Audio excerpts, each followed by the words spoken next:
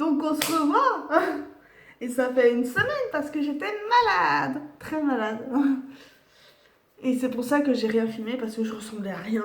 Déjà que en temps normal, c'est pas dingue. Mais en plus, j'avais la voix explosée et puis même j'étais pas bien. Donc là, ça va mieux. Hein, je suis pas totalement guérie non plus parce que je tousse encore, mais beaucoup moins. Et ça va beaucoup mieux. Donc, on se retrouve pour Echoes. Ça fait longtemps. On va voir l'épisode 2, partie 2. Et donc, que s'est-il passé la dernière fois? Il faut que je rappelle aussi parce que ça fait longtemps. Il me semble qu'il y avait 3 personnages qu'on avait rencontrés. Un militaire, je ne me souviens plus son nom, qui avait forcé le coffre-fort dans la cabane d'Arthur. Un vieux qui avait dessiné sur un morceau de bois. Je ne me souviens plus de son nom aussi. Et aussi une meuf qui est jolie mais qu'on n'a jamais vue. Et qu'on ne sait pas comment elle s'appelle, mais elle a voulu aussi piquer ce qu'il y avait dans le coffre, mais elle est arrivée trop tard. Voilà, grosso modo, c'était là. Et donc, ben, on y va. Et c'est parti. Le lendemain, j'ai commencé par me rendre à l'hôtel de police.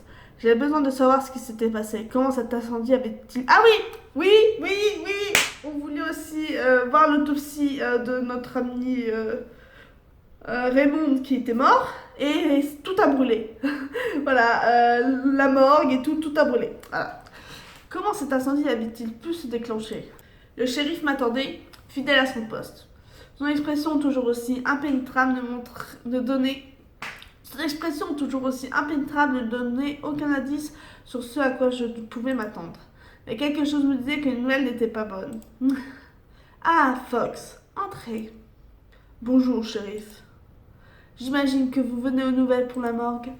Les pompiers ont réussi à maîtriser l'incendie, mais les dégâts sont substantiels. Le corps de Raymond a été complètement incinéré. Le bâtiment a tenu le coup, mais nous avons perdu toutes les archives. J'ai jeté un œil dans la journée. Il y a peut-être des indices à glaner. Parfait, c'est ce que je m'apprêtais à vous demander. Mais vous devriez également retourner sur les lieux du crime. L'usine désaffectée? Oui, je dois vous avouer que cet incendie criminel m'a complètement prise au dépourvu. Je crois que quelqu'un est prêt à tout pour brouiller les pistes et se protéger. Peut-être qu'on a manqué un indice important à l'usine.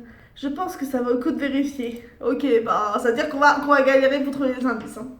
Très bien, je m'en charge. Autre chose, Fox?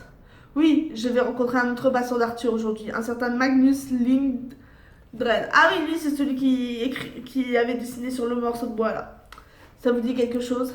Je peux vous confirmer qu'il fait partie de la liste que je possède pour la distribution de médicaments, mais il est habituellement plutôt discret. Vous me direz de quoi il retourne quand vous l'aurez interrogé? Je n'y manquerai pas.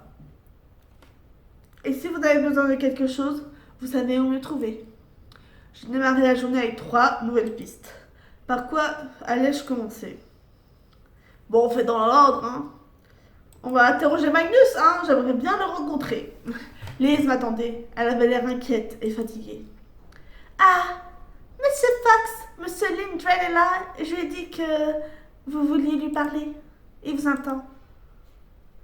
Je vais que prendre de ces nouvelles là pour pas l'air bien. Ça va, Alice? Vous avez l'air fatiguée. Non, ça ne va pas très fort, Monsieur Fox. Tout ce qui se passe en vie en ce moment, c'est très perturbant. Je me rappelle de choses horribles, des bribes de choses que je préférerais avoir oubliées pour toujours. Et puis, Monsieur Morrison n'arrête pas de me poser des questions. Il veut qu'on aille quelque part pour se rappeler. Donc, Morrison, si je m'en souviens, c'est Oscar, celui que j'aime bien et qui est un peu chelou. Celui avec le chapeau, là. Mais je ne veux pas me rappeler.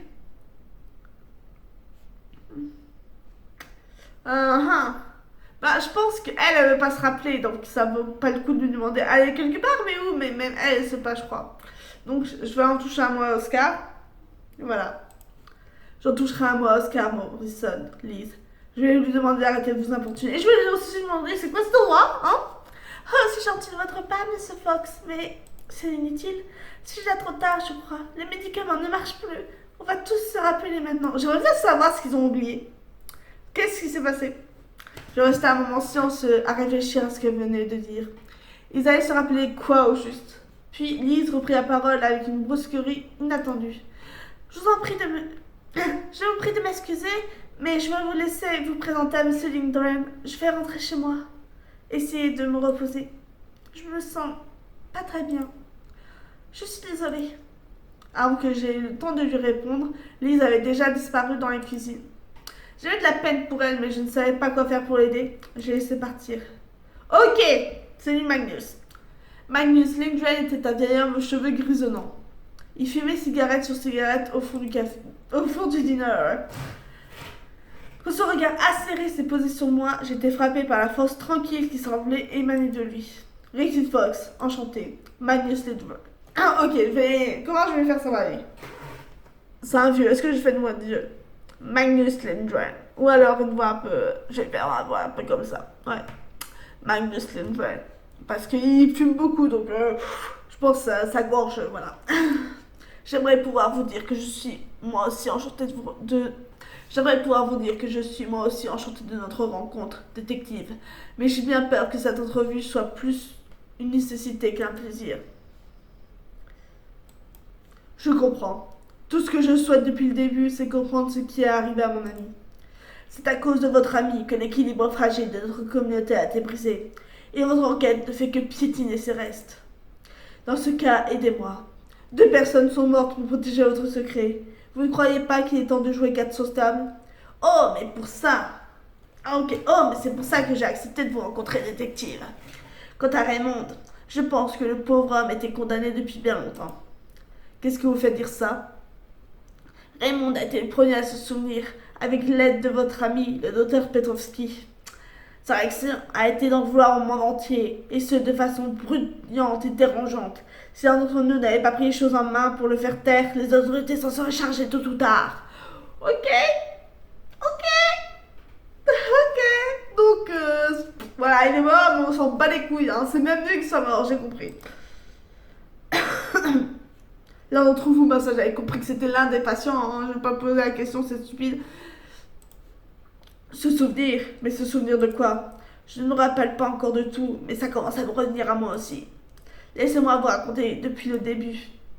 Magnus prit une grande inspiration. Cette ville, Greenhurst, a longtemps servi de cité dortoir pour un centre de recherche spécial. Centre qu'on désignait par le nom de code Viracocha. Ah, Viracocha, c'était sur la cassette de Raymond. Il y avait... comment elle s'appelle déjà? Gianna qui en parlait.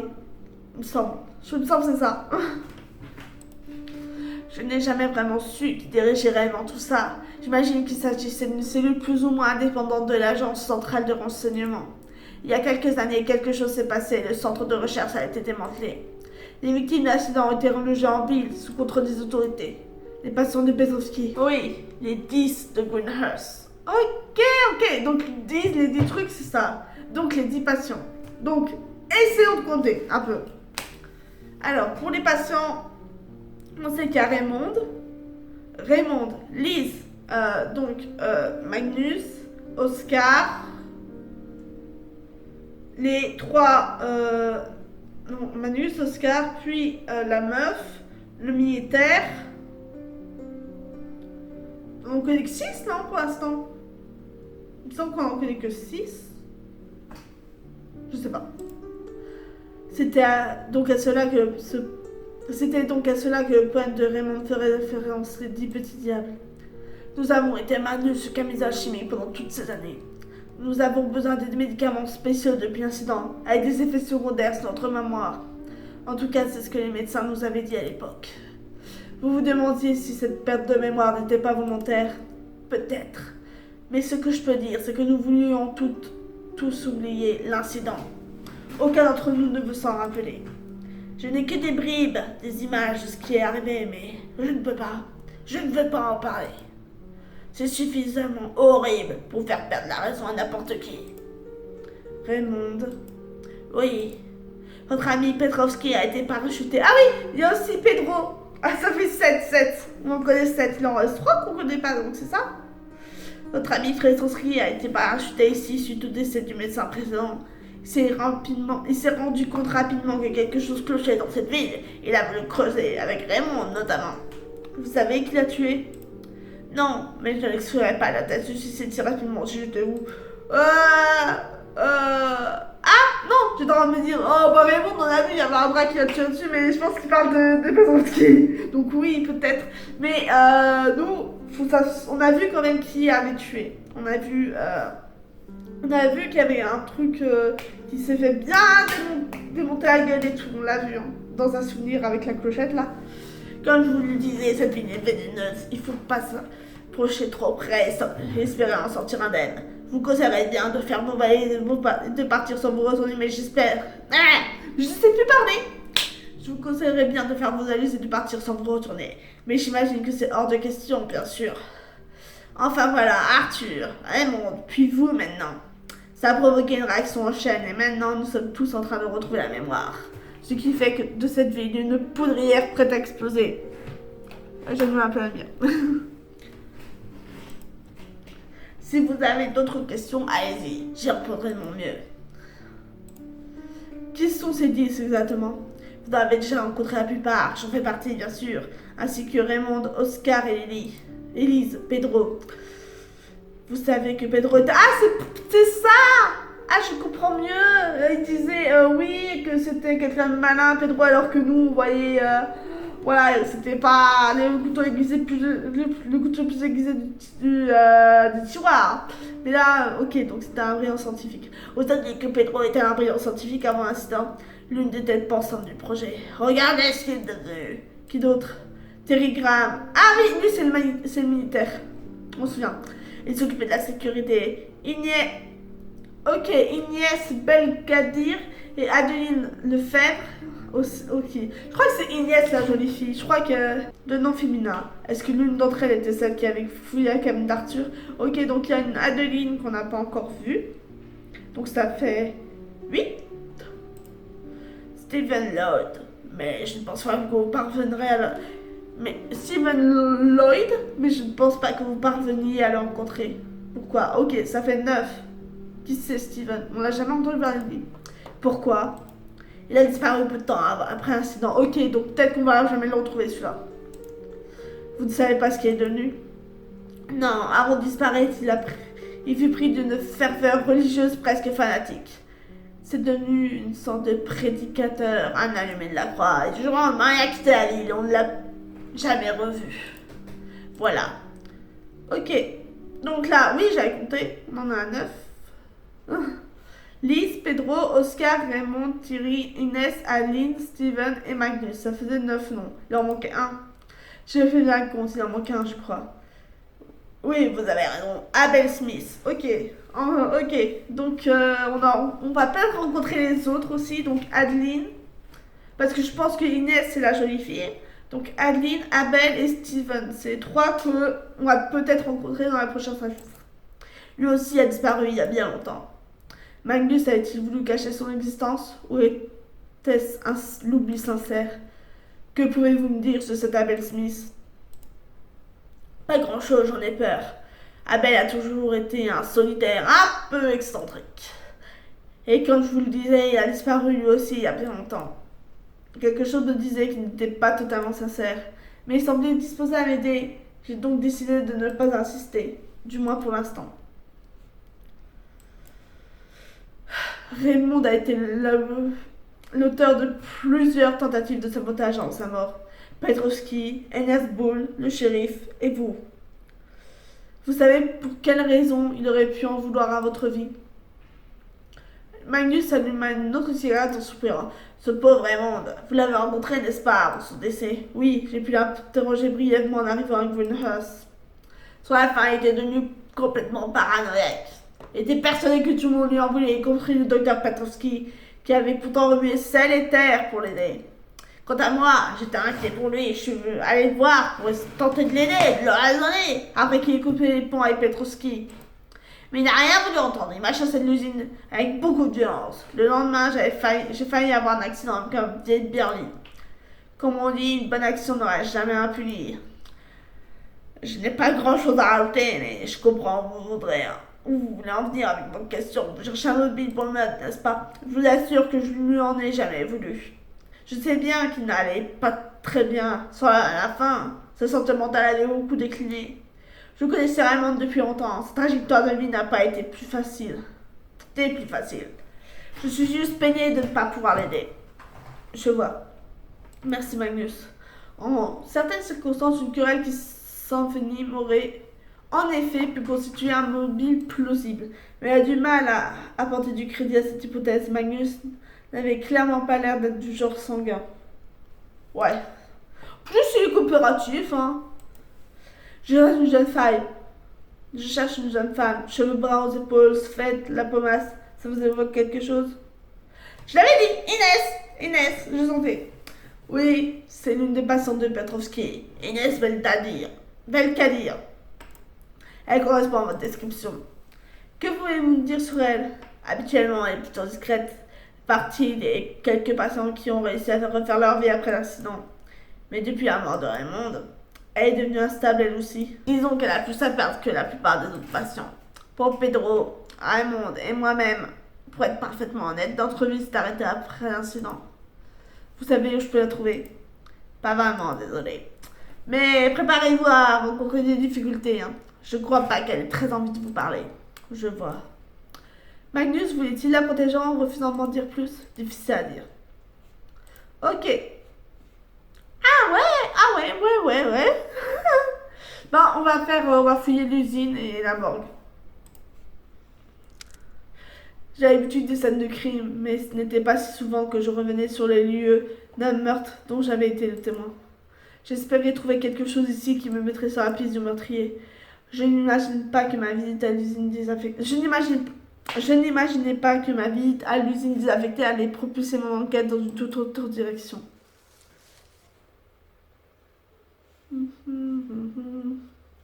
Ah, j'ai trouvé un truc. Une blague à tabac. L'odeur qui s'en dégageait était caractéristique l'odeur qui s'en dégageait était caractéristique du tabac à pipe. C'était pas Ernest qui fumait ou alors Oscar? Ah, Pedro! C'était Pedro qui fumait, oui, avec sa pipe. Pourquoi Pedro était-il venu ici pour se recueillir là où son ami est mort? Je sais pas. Il avait été très affecté par la mort de Raymond et ça ne disait rien qui vaille. Une petite visite au garagiste s'imposait.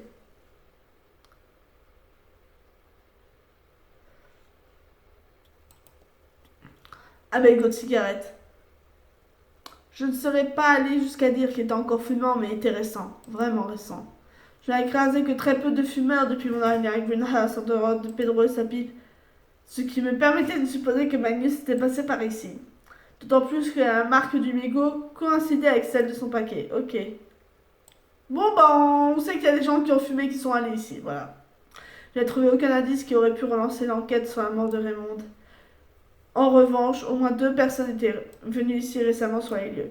Pedro le garagiste et probablement Magnus, si j'en croyais les mégots que je venais de trouver. J'étais très curieux d'en savoir la raison. On va fouiller à la morgue. Jana ne m'avait pas menti. L'intérieur de la morgue avait été complètement ravagé par les flammes. La collecte d'indices risquait d'être maigre. De toute évidence, c'était l'œuvre du meurtrier. Mais ce que je ne comprenais pas, c'était quelle preuve il voulait effacer. Y a-t-il quelque chose sur le corps de Raymond qui aurait permis de confondre l'identité du tueur? Ça semblait pourtant peu probable. Des empreintes digitales. Elles étaient nettes et bien visibles, ce qui allait faire de l'identification de leur propriétaire un jeune enfant pour les services de police. Ça me semblait difficile d'imaginer qu'elle pouvait appartenir au pyromane responsable de l'incendie. D'un autre côté, personne n'était à l'abri d'un coup de chance. L'équipe du shérif les avait certainement déjà relevés. Je notais de lui poser la question à ma prochaine visite.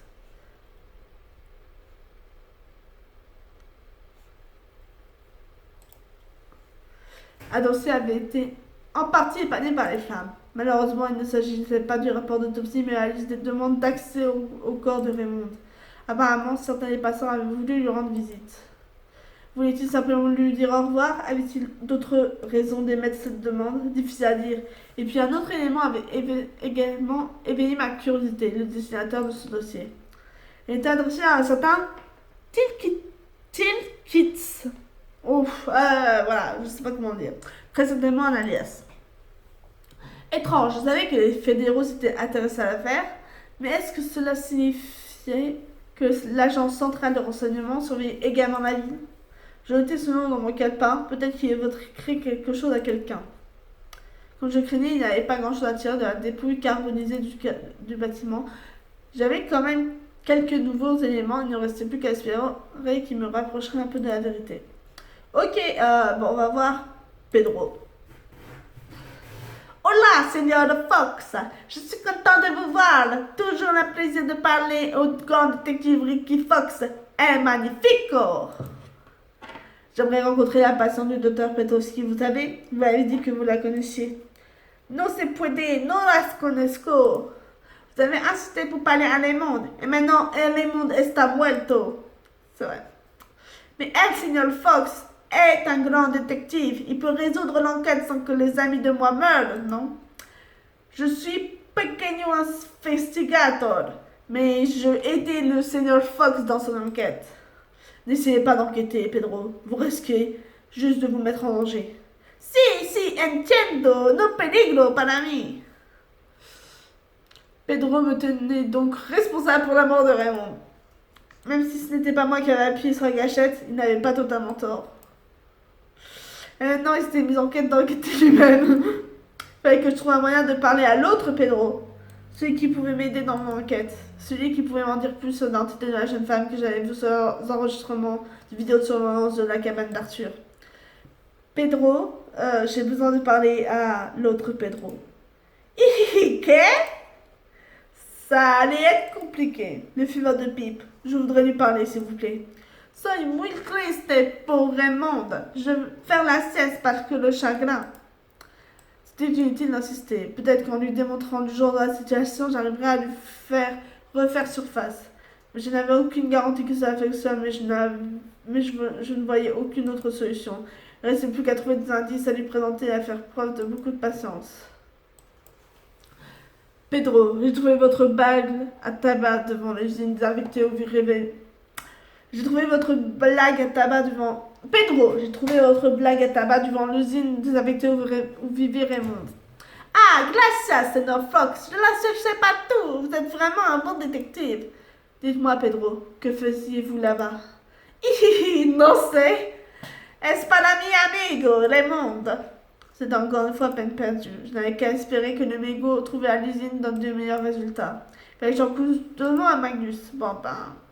Magnus, hein?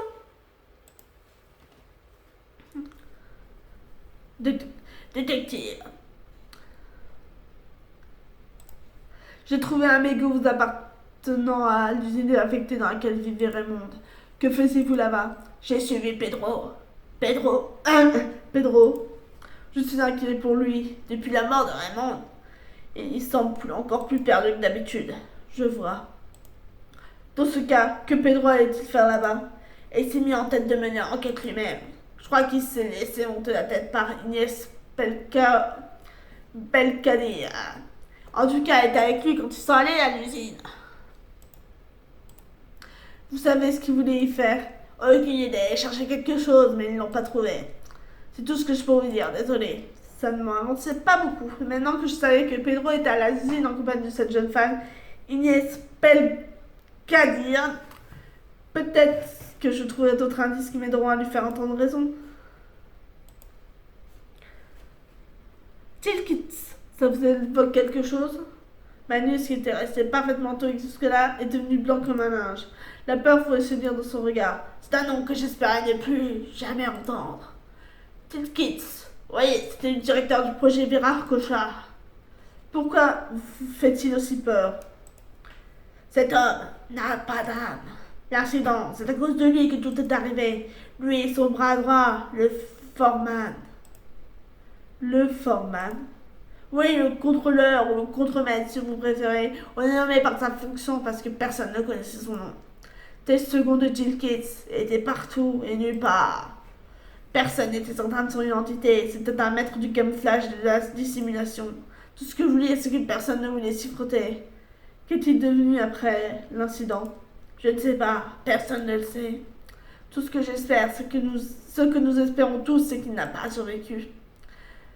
Vous croyez qu'il aurait pu refaire sauvage? Je ne sais pas. C'est possible. Ça pourrait être ça pouvait être la raison de la mort de Raymond. Et celle de Petrovski? Peut-être, Fox, peut-être. C'est tout ce que je peux vous dire en tout cas. Ok. Bon, on va parler à Jenna. Attends, on peut refouiller l'usine? Oh, je sais pas. On va parler à Jenna. J'ai trouvé un dossier à la morgue qui avait été épargné par l'incendie. Ah? Que contient-il? Rien de follement existant, juste la liste des visites. Oui, on a reçu plusieurs demandes de la part des civils. Elles ont toutes été refusées, bien sûr. Ces civils étaient tous des patients de Petrovski. Ça vous étonne? Raymond était lié aux autres patients. J'en ai conclu qu'il voulait simplement lui rendre un dernier hommage. Vous en êtes certaine? Je me demande si l'un d'entre eux, le meurtrier, aurait pu vouloir faire disparaître un indice inculpant sur le corps de Raymond. Écoutez, Fox, j'ai lu le rapport d'entrée et le rapport de préliminaire de l'autopsie. Raymond n'avait rien sur lui qui aurait pu concluant pour l'enquête. Qui aurait pu être concluant. N'ayez aucune crainte là-dessus.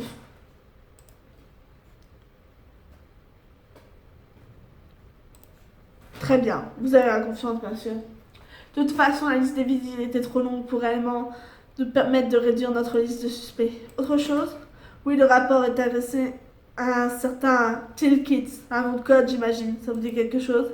Oui, le nom ne m'est pas étranger, mais je n'ai jamais rencontré la personne derrière cet alias. Tout ce que je peux vous dire, c'est que c'est quelqu'un de haut placé aux renseignements généraux. Et que cette personne s'intéresse de près à ce qui se passe dans la ville. Il est en copie de tous les Il est en copie de tous les dossiers sortants. Je vois. Il y avait des empreintes digitales bien visibles à la main. J'imagine que vous les avez relevées. Oui. Le fichier vous a transmis un résultat. Oui, mais le résultat risque de vous étonner. Juste tout oui. Elle appartiendrait à un scientifique italien officiellement porté disparu dans les années 1930. Un certain Ettore Majorana. C'est inhabituel, hein? Je ne savais pas que le fichier c'est inhabituel. Je ne savais pas que le fichier central remontait aussi loin. Moi non plus, à vrai dire. J'imagine que vous avez conclu un faux positif. En temps normal, oui. Mais après ce que nous avons découvert dans ces enquêtes, je dois bien vous avouer que je ne sais plus à qui ou à quoi me fier. Si ce brevet d'emprunt s'avérait exact, oui, ça donne le vertige. J'imagine qu'il vaut mieux qu'on ignore cette piste pour le moment. Vu que nous n'avons aucune idée de comment l'exploiter, je crois que c'est notre seule option pour le moment, Fox, en effet.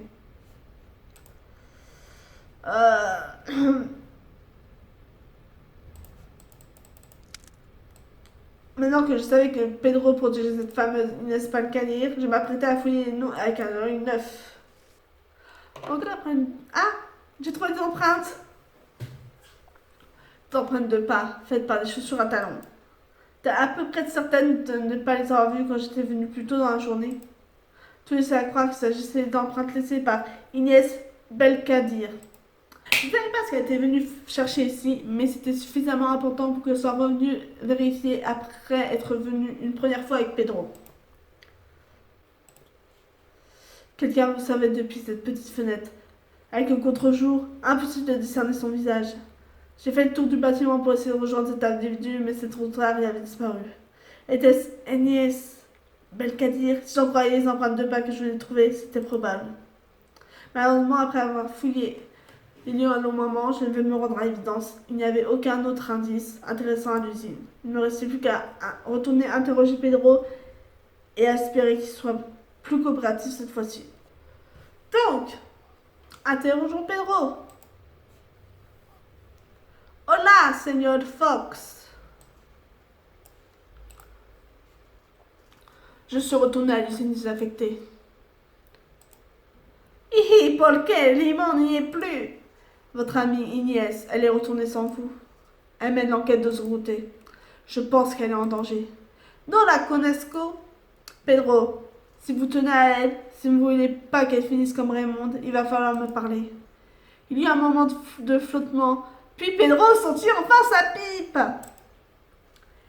Inès, j'ai fait ce que j'ai pu pour la protéger, mais si elle continue comme ça, oui, j'ai peur qu'elle finisse comme Raymond. Vous savez ce qu'elle cherche à l'usine? Un carnet, le journal d'Abel Smith. Raymond l'avait en sa possession. Qu'est-ce qu'il y a dans ce journal? Suffisamment d'informations sur ce qui s'est passé à Greenhouse pour générer un bon scandale national. Quoi? Mais comment ça? Suite à la mort de Raymond, elle a décidé de prendre les choses en main. Elle pense que ce journal lui apportera la sécurité. Elle est prête à contacter la presse si la situation s'envenime trop. Ce journal, vous savez où il est? Non, je vous l'ai dit, il n'est plus à l'usine Non, je vous l'ai dit, il n'était plus à l'usine que nous sommes y allés. Je pris un moment pour réfléchir. Magnus Lindgren s'était lui aussi rendu à l'usine. Et quand je lui ai posé la question pour les 10, il a omis de mentionner cet Abel Smith. M'aurait-il menti? Se serait-il rendu à l'usine avant Pedro et Inès pour récupérer ce carnet de notes? Il fallait que je retourne lui poser la question. Il avait semblé coopératif jusque-là, mais voudrait-il me donner ce carnet? Merci Pedro. Qu'allez-vous faire, Fox? Je vais récupérer ce journal. Vous savez où il est?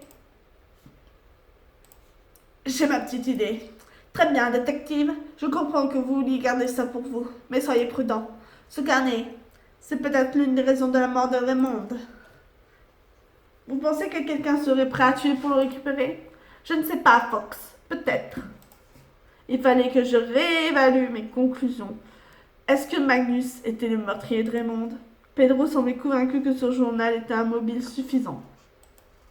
Quant à sa présence à l'usine, peut-être surveillait-il le crime qu'il avait commis, et ce serait pour ça qu'il avait vu Pedro et s'y rendre. Il fallait absolument que je redouble de prudence désormais. Il y avait déjà eu un mort depuis le début de mon enquête. Je ne voulais certainement pas être le deuxième. Pour ma part, je vais essayer de convaincre Inès de vous rencontrer. Mes moments de lucidité sont trop courts, mais peut-être que vous parviendrez à lui faire entendre raison. Bah, je crois qu'on a compris c'est quoi ce moment de lucidité quand il a sa pipe et tout là. Ok, je vais faire de mon possible. Merci, détective. Je reviendrai vous voir quand j'aurai mis la main sur ce carnet. Une petite ministre à Magnus Lindgren s'imposait.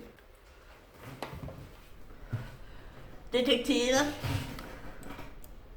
Le carnet d'Abel Smith, je sais qu'il est en votre possession. Mais comment? Peu importe, oui, j'ai mis les carnets d'Abel Smith en sécurité. J'aimerais les consulter. Non, ça hors de question, c'est trop dangereux. Ce carnet, comment l'avez-vous récupéré? Je savais que Raymond l'avait en sa possession. Et vous saviez où il était caché? Je doutais qu'il serait à l'usine. Était-ce pour ce journal qu'Inès était allée dans la cabane d'Arthur? J'avais aussi trouvé un mégot de cigarette et ce mystérieux symbole gravé. C'est donc pour ce journal que vous êtes rentré dans la cabane d'Arthur dans les bois. Comment savez-vous? Peu importe, vous êtes détective après tout. Oui, je pensais qu'il serait là-bas, mais il n'y était pas. Quand j'ai compris qu'Inès se cherchait, je l'ai pris de vitesse. Si ces informations deviennent publiques, ces autorités, ce serait notre arrêt de mort à tous. Si ce journal est si dangereux, pourquoi ne l'avoir détruit quand vous l'avez récupéré? Pourquoi ne pas l'avoir détruit? Je n'y avais même pas pensé. Et puis, c'est notre histoire, notre mémoire. Je n'aurais pas pu me résoudre à le détruire. Je vois. Écoutez, Magnus, j'ai besoin d'obtenir ce journal d'une façon ou d'une autre. Je vous l'ai dit, Fox, c'est hors de question, c'est trop dangereux. Laissez-moi en paix maintenant. Magnus se leva et quitta le dîner. Il n'allait pas céder. Il fallait donc que j'obtienne ce journal par un autre moyen. Peut-être que quelqu'un à Greenhouse pourrait m'aider à visiter le domicile de Magnus. Si je ne trouvais pas le journal là-bas, il y aurait peut-être un indice qui me mettrait sur la piste. Il est temps de demander ce service à l'un de mes alliés. Je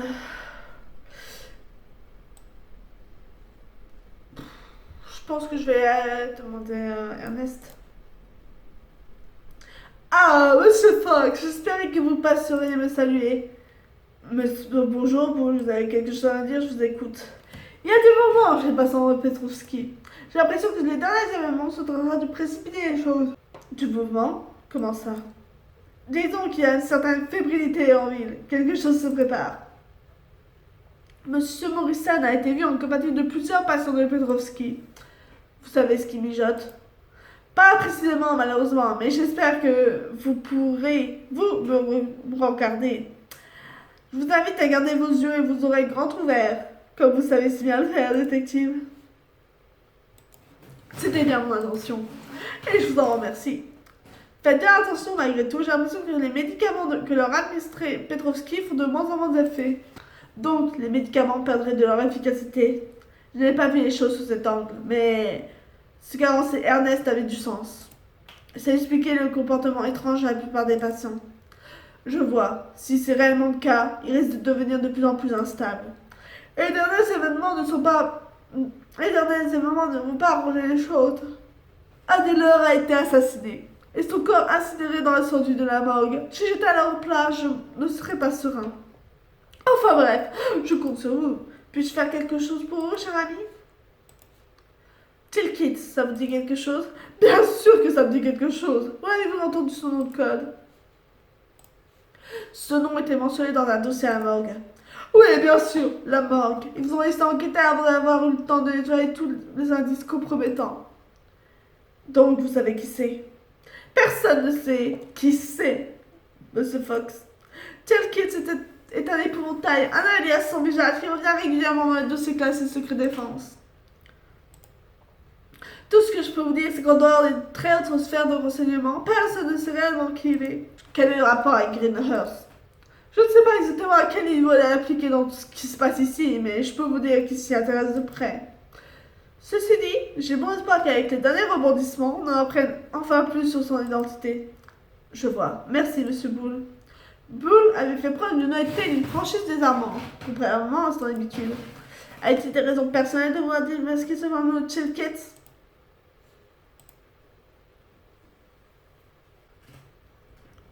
Autre chose, Fox? J'aimerais accéder à l'appartement de Magnus Lindgren. Puis-je vous demander pourquoi? Il semblerait que Magnus ait à sa possession un carnet de notes appartenant à l'un des patients de Petrovski. D'après ma source, il contiendrait des informations importantes pour l'enquête. Je vois. Vous pouvez me dire qui est votre source, je vous en prie? Bon allez. Pedro Ferra.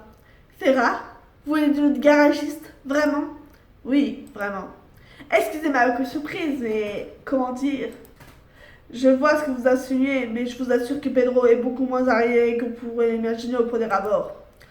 Déjà, c'est une personne honnête, ce qui est plutôt rare avec Greenhouse, et je vous assure qu'il a parfois des moments de lucidité particulièrement fulgurants.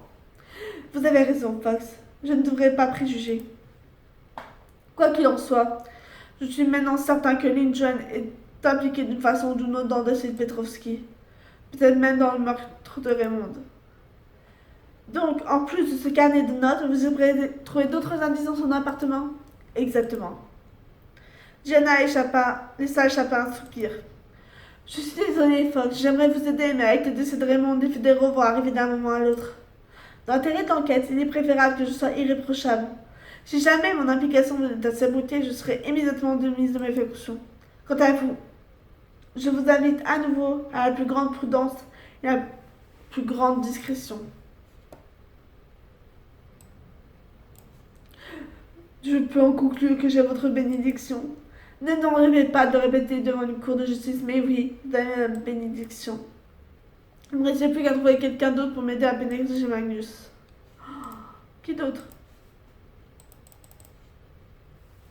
Que puis-je faire pour vous, Monsieur Fox? J'ai besoin d'accéder à l'appartement de Magnus Lindgren. Magnus Lindgren? Tiens donc. Je peux vous aider à y pénétrer, bien sûr, mais seulement si vous me permettez cette question. Que cherchez-vous chez lui? Il possède un carnet que je souhaite récupérer. Un carnet? Quel genre de carnet? Il s'agirait du journal d'une personne liée au passé des patients de Petrovski, un certain Abel Smith. Abel Smith? Ça ne me dit rien. D'ailleurs, parce que j'ai compris, il aurait disparu il y a des années. Je vois. Merci pour votre revanche, Monsieur Fox. Alors, qu'allons-nous pour nous mettre en route? J'avais posé des questions essentielles concernant nos indices à la bord et quelque chose me disait qu'il n'y avait pas de temps à perdre. Allons-y maintenant, boule, je vous suis. Parfait! L'appartement de Magnus Sintwan était situé dans un bel immeuble du centre-ville. Alice et moi avons pénétré dans l'immeuble et le téléphone a sonné. C'était Jodie. Elle s'inquiétait. Ah, c'est notre femme! C'est vrai, on a une femme qui s'appelle Jodie et qui est enceinte! J'avais appelé mon contact. Les choses bougeaient rapidement. Je lui fis un point détaillé de l'avancée de l'enquête. Bientôt, très bientôt, j'allais avoir ma revanche. Jodie m'avait demandé si je rentrais bientôt. Stop! Il faut que je me concentre. Je ne dois pas me laisser envahir par ces souvenirs parasites. Alice et moi avons pénétré dans l'immeuble, nous sommes montés au troisième étage. Puis Boo sortit ses crochets de serrurier. Moins d'une minute plus tard, nous avons pénétré dans l'appartement de Magnus. Les goûts en matière de dégradation d'attendance de Magnus contrastaient étrangement avec la lutte bourrue du vieil homme. Pourquoi a-t-il choisi de vivre dans cet intérieur moderne, presque aseptisé? Je dois me mettre au travail. Je sais plus ce qu'il y avait écrit, mais voilà. Une tasse avec un fond de thé avait été laissée sur la table. Les marques de rouge à lèvres me permettaient de conclure que Magnus avait une visite récemment. Donc là, c'est pas important. Ok. Là, du rouge. Ah, une photo. Une photo d'Arthur en compagnie de deux jeunes femmes. Je suppose que là, c'est Inès. Et là, ça doit être Adeline. L'une d'elles correspondait à la description d'Inès Belkadir. Quant à l'autre, s'agissait-il d'Adeline Lefebvre, une des 10 des Greenhouse nommées par Lindgren?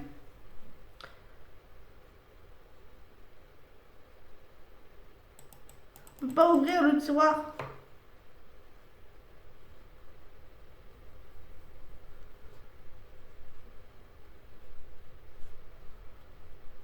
Attends, ça va flingue là.